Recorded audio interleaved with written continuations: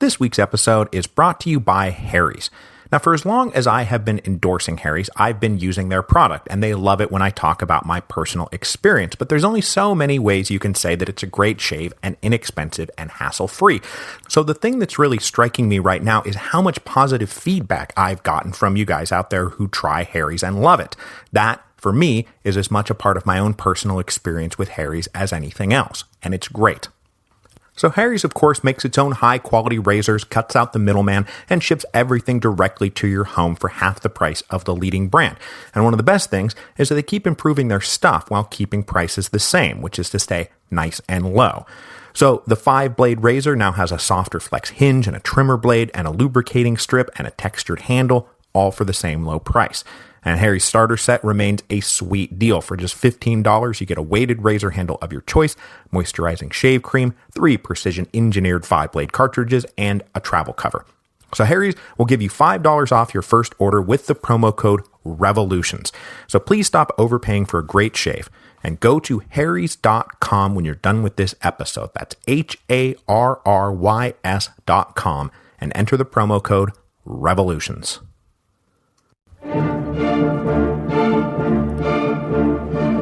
Hello, and welcome to Revolutions.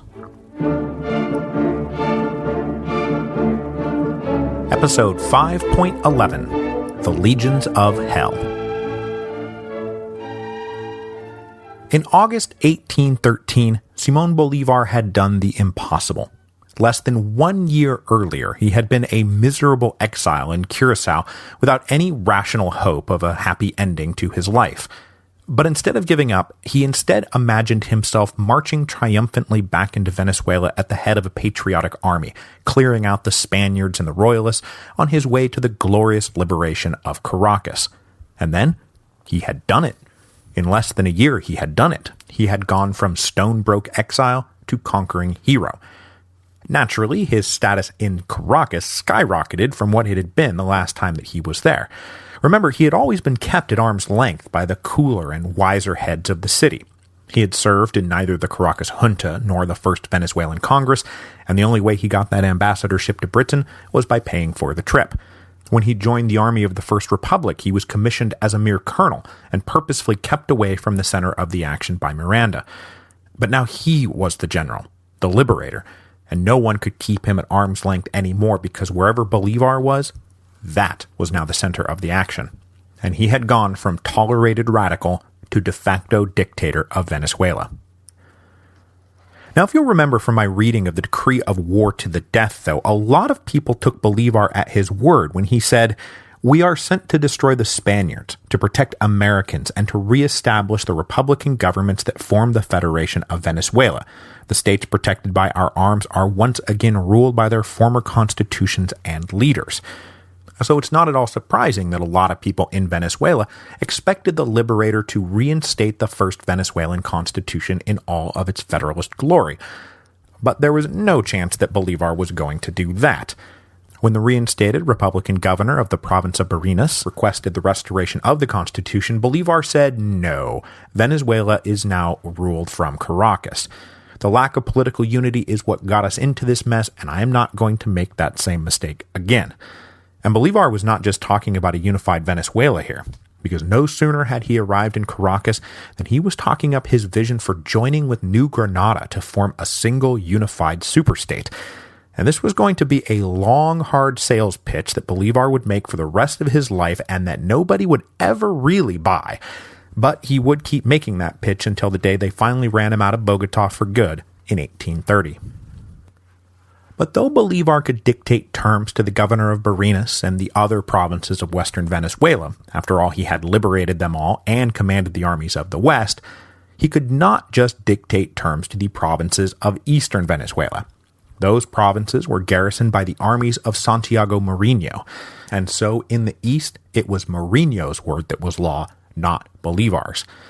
Marinho made it clear that he expected his territories to be independent states within a federalist system, and though Bolivar rejected the idea, there was nothing he could really do to force his centralist vision on Marinho. It's not like Bolivar could march east and take Marinho down, nor did he really want to. It would have been massively counterproductive. So as the Second Republic got off the ground in the late summer of 1813, the west would be run by Bolivar and the east by Marinho. Now, if you were going to draw a map of Venezuela in the summer of 1813, things would have looked very favorable for the Second Venezuelan Republic. There was a division between Bolivar and Marinho, yes, but their common enemy, the Royalists, had been pushed back to a few isolated enclaves, mostly along the coast and then in the deep southeast along the Orinoco River. Domingo de Monteverde had shut himself up in Puerto Cabello and refused all offers to come to terms. Further west, the city of Coro continued to be a well-defended base of Royalist operations, and it was currently under the command of a Spanish field marshal named Juan Manuel Cajigal, who had taken over for the guy who was supposed to have become Captain General after the fall of the First Republic, a guy named Fernando Millares. Now, I mentioned Millares very briefly 2 episodes back, but then we just stopped talking about him because it turns out the guy had no backbone.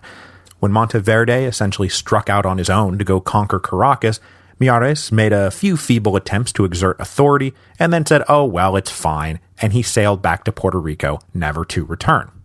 Now, Monteverde never did have any official sanction for his campaign or the year he's now spent as de facto dictator of Venezuela. He had just done it all and dared anybody to tell him not to. Though in the end it turned out not to be Spanish authorities who told him not to, but rather Simón Bolívar. Now, with things looking pretty good on paper, the now 30-year-old Bolivar established himself in Caracas as a self-proclaimed emergency dictator.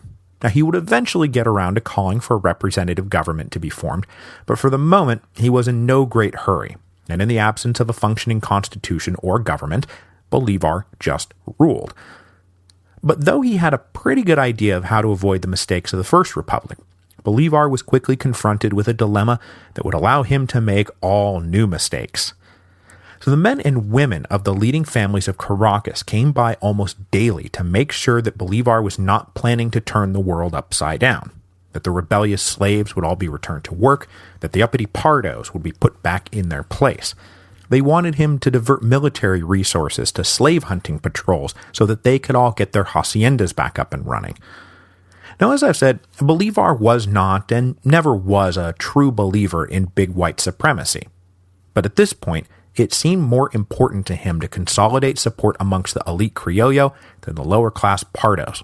And this would be a major mistake, because the majority of the Venezuelan population, as we've said, was not white, and Bolivar did not yet recognize that until the criollo got over themselves, that the Republican project was doomed to failure. And his failure to recognize this fact, to mostly go along with what his old friends and neighbors wanted, was the new mistake that would doom the Second Republic. So that brings us to the men who would prove to be the decisive factor, not just in this early stage of the wars of Venezuelan independence, but at every stage of the wars of Venezuelan independence.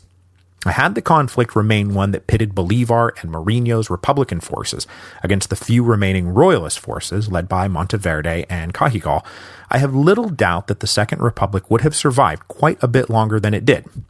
But it did not, and that is because down in the wide open grasslands that covered most of southern Venezuela, the cowboys of the Llanos were coalescing into gangs that would then merge to become larger bands that would then merge to become whole armies. And from here on out, whichever side the Llaneros are on, that side is going to win. So I briefly mentioned the Llanos when rolling through the topography of New Granada back in episode 5.2. And I'll actually just go ahead and quote myself here to remind you. I said, the region between the coast and the Orinoco, for example, was just huge stretches of worthless grassland dubbed the Llanos, run through with riverbeds that are flooded out between May and October and bone dry from November to April. The whole swath of territory is filled with roughly 1 jillion bugs, but no precious metal.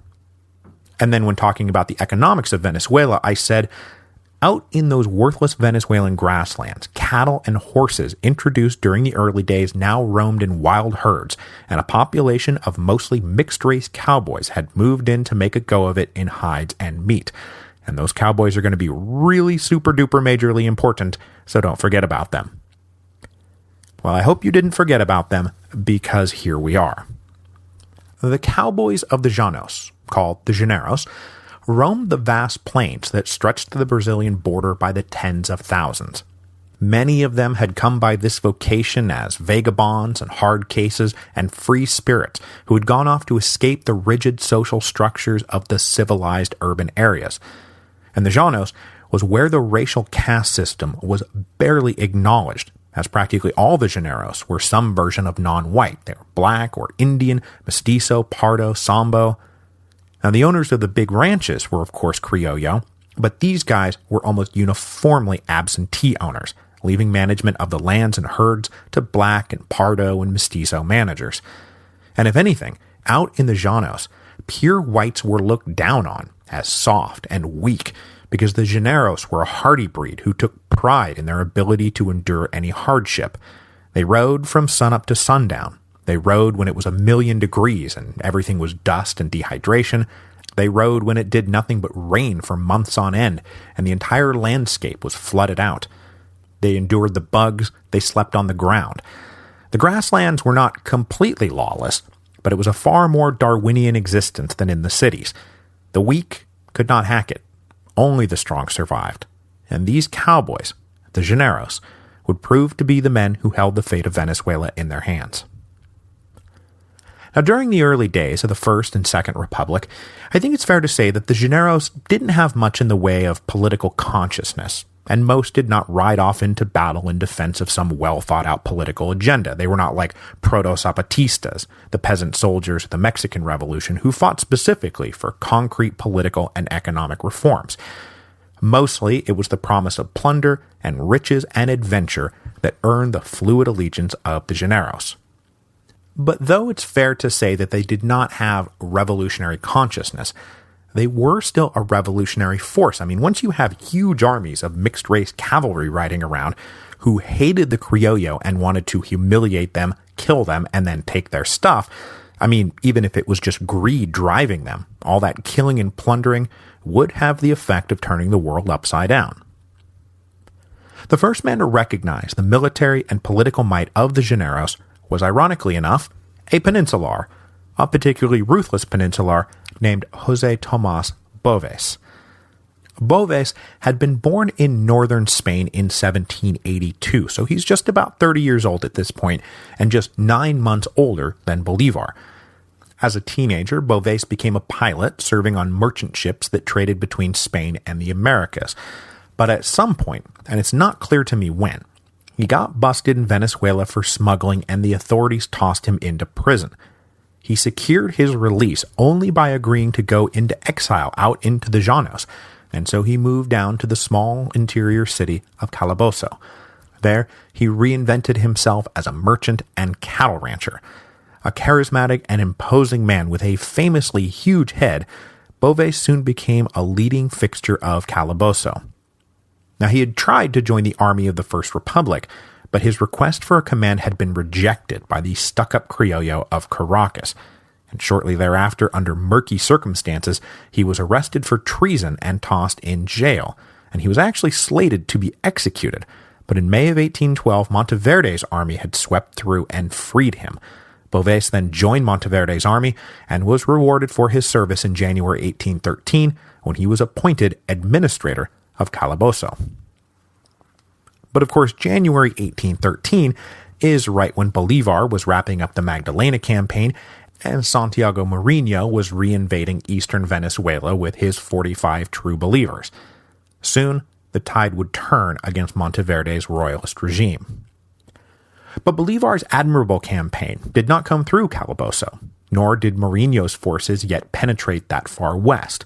So all on his own, Boves began to form a legion of Llaneros to fight the forces of the Second Republic. But Boves and his guys were royalist in name only. Boves kind of hated everybody equally at this point, and his recruitment pitch was about plunder and riches, not God and the king. But Boves himself now bore a special hatred for the aristocratic, racist, soft Criollos that ran the Republic, and so when representatives from the Republic came round to begin the process of integrating all Venezuela under the rule of Caracas, Boves made it very clear that they were most unwelcome in Calabozo, and that if that little dandy Bolivar wants a war to the death, he's going to get it. So by mid-September 1813, the Second Republic faced a war on two fronts, against the true Royalist forces led by Monteverde and Cajigal, operating out of Puerto Cabello and Coro respectively, and then Boves and his Llaneros marauders, gathering around Calabozo and already riding around on plundering expeditions. They sacked haciendas and estates and any town they came across. So after about an 8-week respite following the conclusion of the Admirable campaign, Simón Bolívar went back to war. In mid-September, Monteverde was reinforced with 1,200 peninsular soldiers sent from Cadiz, and almost as soon as these troops landed, Monteverde staged a breakout from Puerto Cabello. He wanted to go capture Valencia, which lay just about 30 miles due south. Monteverde led 2,000 men out of Puerto Cabello at the end of September, but as they approached Valencia, a 3,000-man Republican army met them at Barbula on September the 30th and decisively blocked Monteverde's advance. As the Royalist forces fell back, the Republicans pursued, and a couple of days later, on October the 3rd, they fought a second battle at Las Trincheras, where Monteverde himself was severely wounded. The Royalists then fell back all the way to Puerto Cabello in complete defeat. This debacle convinced the colonel who had led the 1,200 reinforcements over from Spain that the wounded Monteverde was no longer fit for command. So the colonel took control of Puerto Cabello, and in short order, Monteverde would be getting on a boat to Puerto Rico, and from that point be leaving our story entirely. He would remain in Puerto Rico until 1816, and then return permanently to Spain, where he would live until he died in 1832. His year as self-proclaimed dictator of Venezuela would never come back to haunt him, because as we'll discuss next week, events in Spain were far too tumultuous for anybody to care about Monteverde, and if anything, his vigorous defense of Spanish rule in the Americas earned him accolades, not admonishments. So it was all sunshine and roses for the Republicans on that front of the war, and this would be followed by good news on the other front. To deal with the marauding Llaneros, Bolivar sent 2,500 men up to Calabozo under the command of a particularly ruthless character named Vicente Campo Elias.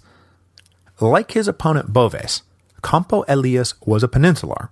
He had been a businessman in the city of Mérida when the revolutionary wave started crashing on Venezuelan shores, and despite being a full-blooded Spaniard, Campo Elias eagerly joined the patriot cause. He was prominent in the independent junta movement and suffered greatly when the First Republic fell, as he was targeted for harassment by Monteverde's agents.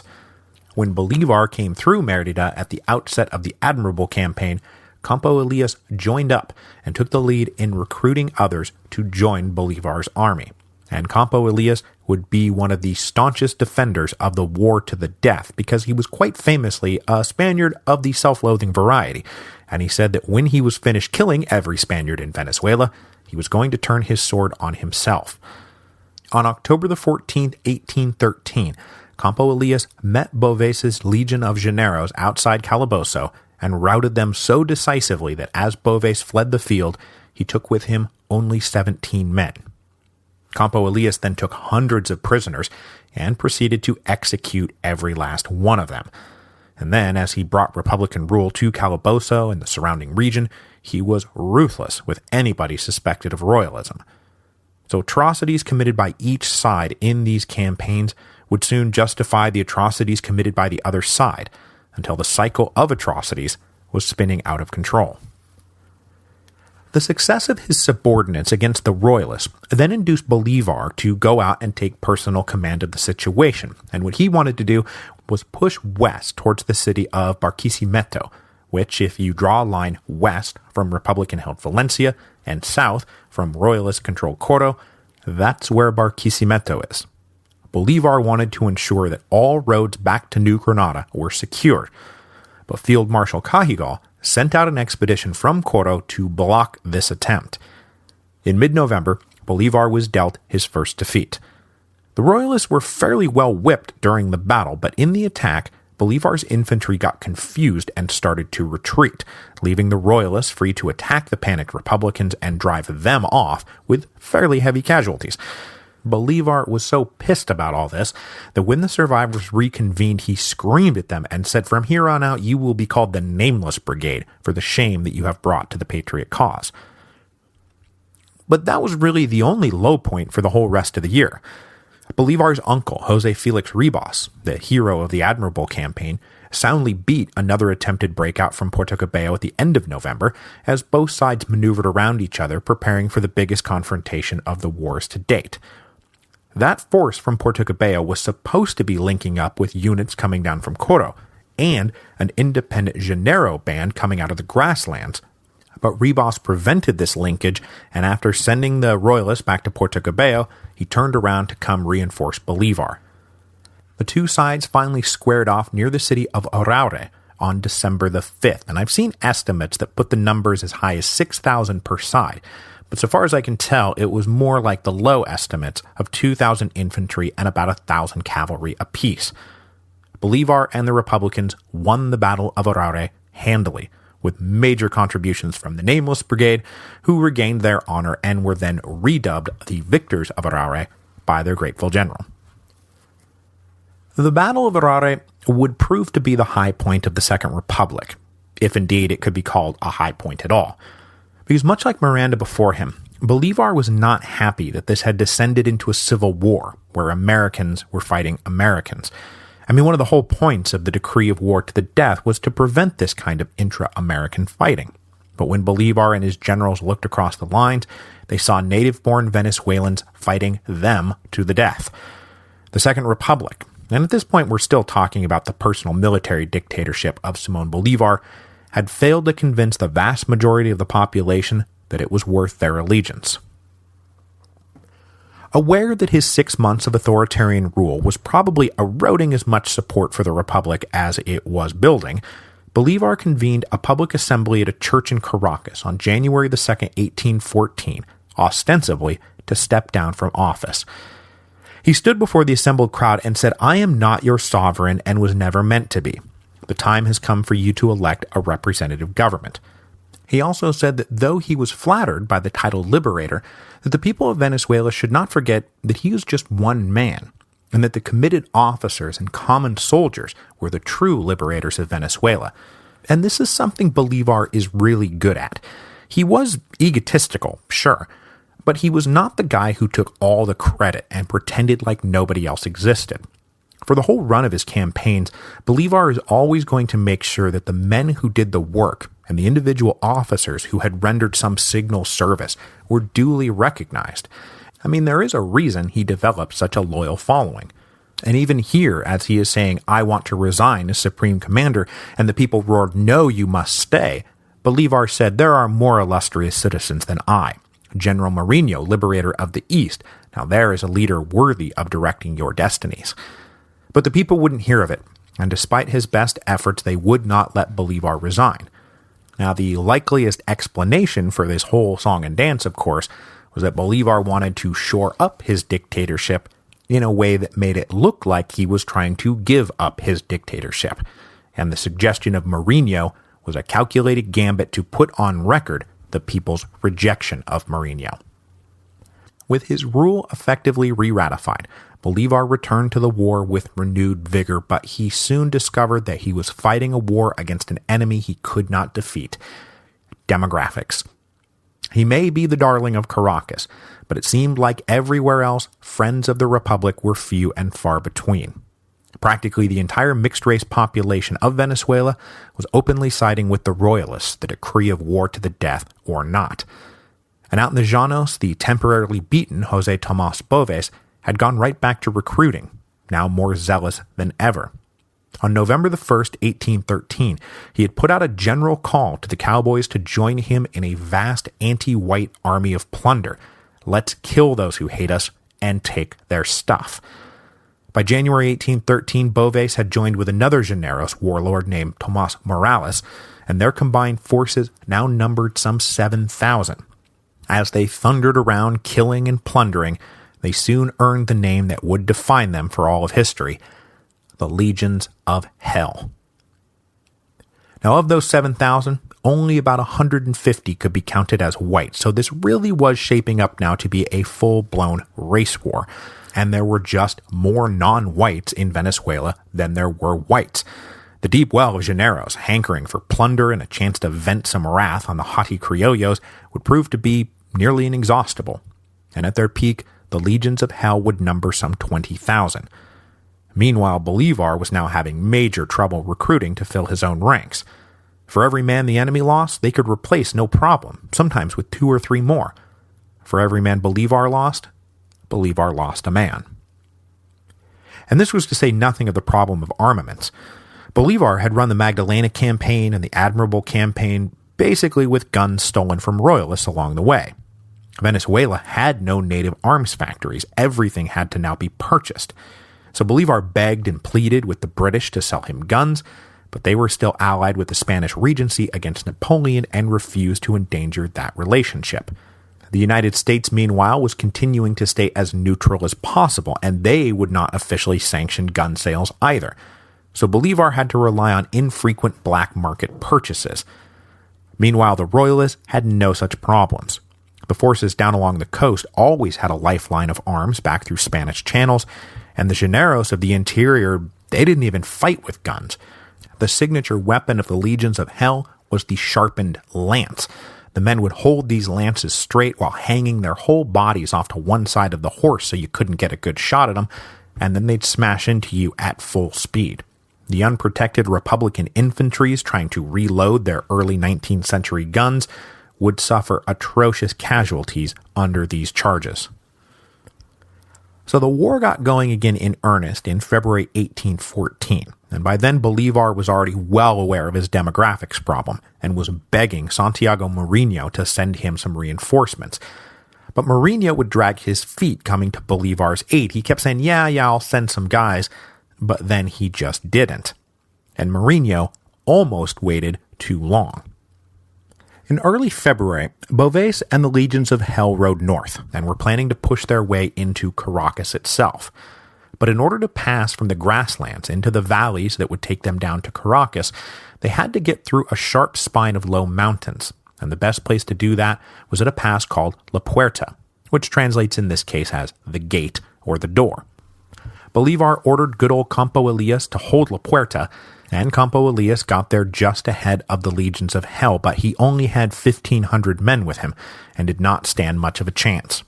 On February the 3rd, 1814, the legions crashed the gate, and after an intense fight, Campo Elias was forced to retreat, leaving 1,000 men dead in the field. With La Puerta cleared, Boves divided his men into 3 columns, which turned out to be not such a great idea, because though the Republicans couldn't muster forces to take all of the legions at once, they could now pick off each column one by one. One of the 3 columns headed down to the town of La Victoria, where Jose Felix Ribas conscripted locals to fight for the Republic, including about 100 kids as young as 12 years old from a local school. And though they fought bravely, Ribas would have been overrun at La Victoria, had not Campo Elias and the remnants of his army arrived just in the nick of time. With La Victoria saved, Bolivar then ordered Ribas to go defend the city of Ocumare. But when Ribas got there, he found that the legions of hell under General Morales had already passed through. Ocumare was a body-strewn ghost town. But Ribas did make a fortuitous discovery. General Morales had dropped a satchel full of letters, one of which made it clear that Royalist prisoners in Caracas were planning a mass uprising. Ribas forwarded this intelligence to Bolivar, prompting Bolivar to make a very serious decision. He sent word to the man he had left in charge of Caracas. He said, "Without delay and without exception, you will put to the sword every Spaniard in dungeon or hospital." Between dungeon and hospital, that was about 1,000 men. And from February the 14th to February the 16th, 1814, these 1,000 men were systematically corralled out onto a plain near the city and beheaded one by one. This was the black mark on Bolivar's record I was talking about when we discussed Bolivar's shame at having lost Puerto Cabello, how he did not want to make the mistake of letting prisoners get the drop on him again. And so he ordered this mass, indiscriminate execution. War to the death. While Ribas had stymied the advance of one column of the legions of hell, Simón Bolívar was grappling with the rest, and against his instincts was now forced into a defensive crouch. And as he was ordering the murder of all those prisoners, he was himself busy setting up what looked an awful lot like a last stand at one of his own estates in San Mateo. After leaving Ocumare, Ribas and Campo Elias joined Bolivar at the newly fortified estate at San Mateo, and when Boves launched a full frontal attack on February the 28th, the Republicans were able to successfully beat him off. The whole month of March then turned into the Siege of San Mateo, with Boves and the Legions of Hell unable to crack their way in, but Bolivar and the Republicans running out of time, ammunition, and supplies. And then they got hit with the demoralizing news on March the 17th, when Campo Elias was killed in a skirmish. Boves then launched two more major attacks on March the 20th and March the 25th to try to break the siege, and on March the 25th he was nearly victorious. His guys fought their way into the main house of the estate where all the Patriot powder was housed, but rather than allow the house to fall to the enemy, the Republican captain in charge lit the powder, blowing up the house and everyone inside, including himself, in the process. This sudden explosion turned the tide back to the Republicans, and the Legions of Hell were once again driven off. But Bolivar's forces were now in desperate straits here. I mean, it was just a matter of time before they got beat. But that is when Santiago Marinho and 4,300 men finally arrived from the east to help. With Marinho's fresh army on the way, Boves withdrew, rather than get caught between two enemy forces. The arrival of Marinho staved off defeat, and temporarily halted the advance of the Legions of Hell on Caracas, but this was all only temporary. Boves retired back to Calabozo to recruit more men, and then both sides spent most of April regrouping. Field Marshal Cajigal finally left Coro in mid-April, headed for Valencia. His plan was to link up with Boves to form a single united front, but it was becoming very clear that Boves was not super interested in taking orders from anyone. So in mid-May, the Republicans, now combined under the shared leadership of Bolivar and Marinho, went out looking for Cajigal and found him at Carabobo, where the Royalists were stalling, hoping that Boves would come and back them up. But Boves never came, and on May the 28th, Bolivar and Marinho won a smashing victory against the Royalists in the pouring rain. Cajigal was forced to flee on foot with only a few of his staff to a safe spot way out on the Orinoco River. But though this was a great victory, do not confuse this Battle of Carabobo with the more famous Battle of Carabobo that will come round in 1821, and which would actually, finally, pave the way for Venezuelan independence. But despite the great victory at Carabobo, the Republican forces were still weak, and the Legions of Hell were coming back stronger than ever. As I said, for the Republicans, every bullet fired and man lost was one less bullet and one less man. Boves, meanwhile, seemed to be drawing from an inexhaustible supply of both. And then in June, Bolivar made a fatal error. With Boves looking like he was going to make another push through La Puerta, Marinho put himself in a strong defensive position guarding the gate. But Bolivar, remember, is not a man who likes to be on the defensive, so he arrived on the scene with reinforcements and was keen to get out after the enemy. On June the 15th, 1814, the Second Battle of La Puerta began, with the Republicans holding a defensive line for quite a while, but then Bolivar surveying the enemy and saying, "Look, there's not that many of them. I think we can go take them." Except Boves was keeping like half his army out of sight. So when the Republicans came out onto the plains, they were set upon and pretty well crushed. The Second Battle of La Puerta was catastrophic. The Republican forces were shattered. Bolivar and Marinho had to run all the way back to Caracas. Boves, meanwhile, was now able to move unimpeded. He first secured the long-targeted city of Valencia by promising the residents leniency if they let him in, and unfortunately they believed him. The night he entered, he threw a ball and demanded that the women of the city dance for him, or he'd kill their husbands, their brothers, and their sons. And so the women danced, and when they were done, Boves killed everyone anyway. Meanwhile, down in Caracas, total panic had set in. The Legions of Hell were coming, and there was nothing anyone could do to stop them. Even Bolivar could see the futility of resistance. Marinho said that they would all find refuge east in the city of Barcelona, And so Bolivar ordered every piece of gold and silver in the city stripped and loaded into 24 trunks. Then, on July the 7th, 1814, he and the 1,200 soldiers he still had left said, "We are going to Barcelona, and anyone who wants to come with us, let's go." Now, it's hard to tell what the population of Caracas was at this point, especially with the Caracas earthquake having already devastated the population. But the vast majority of the inhabitants of Caracas followed Bolivar. Only about 4,000 elected to stay behind. For the next 23 days, a column of refugees from Caracas marched towards Barcelona, and that march turned into a running nightmare of dehydration, starvation, exposure, and disease.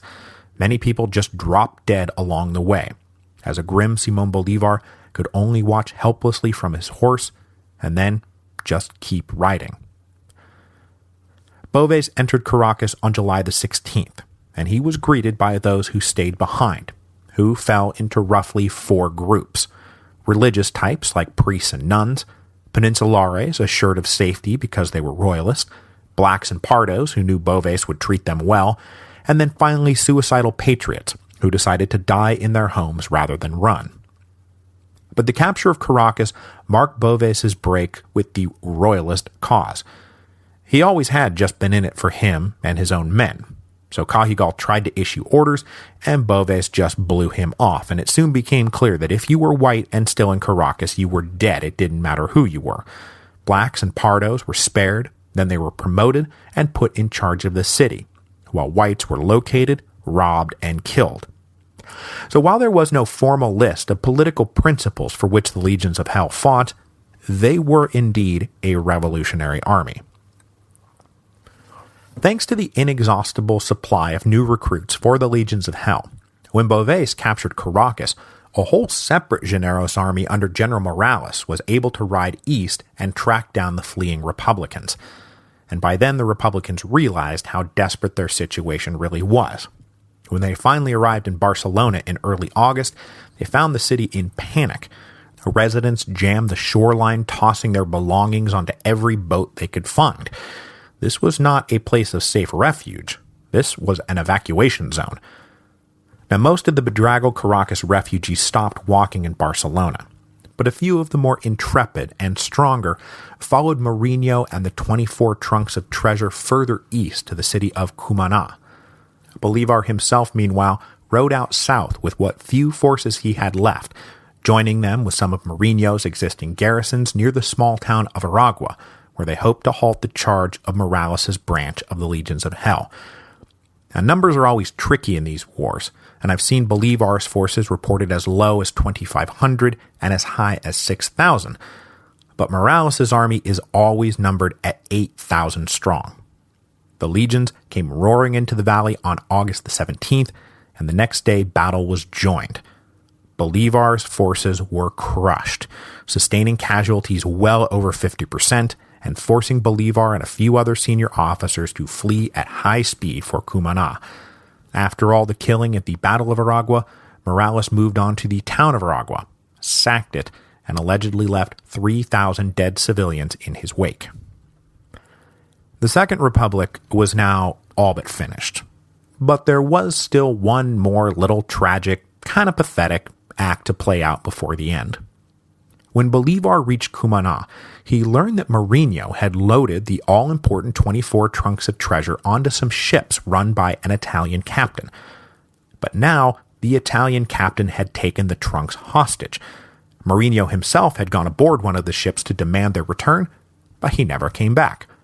So then Bolivar went aboard, but while he was arguing that everyone and everything should be released, the Italian captain ordered his ships to sail.